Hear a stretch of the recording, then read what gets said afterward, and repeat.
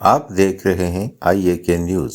Rawalakot Khan Ashraf Khan stadium में नवाब Jassi Khan football league का इफ्तिताही तकरीब में साबिक वजीर आजम और सदर आज़ाद कश्मीर हाजी याकूब खान, सेक्रेटरी स्पोर्ट्स मदहत शहजाद के अलावा मेहमानों की बड़ी तादाद ने शिरकत की, जबकि मुकामी लोगों की कसीर तादाद खवातीन समेत मौजूद थे। कौमी तराने भी बजाए गए, जबकि बैंड ने भी अपनी परफॉर्मेंस दिखाई और खूब दाद पाई। प्रोग्राम को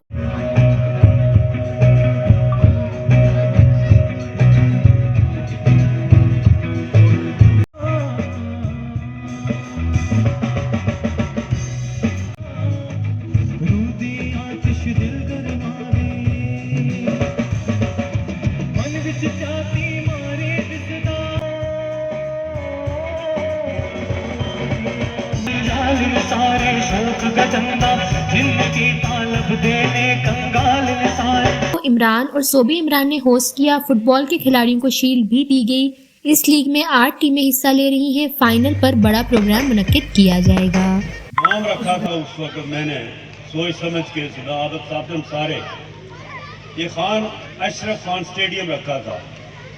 मेरे दिल में बहुत हसरत थी, जिस तरह गाज़िया मिल्लत के लिए या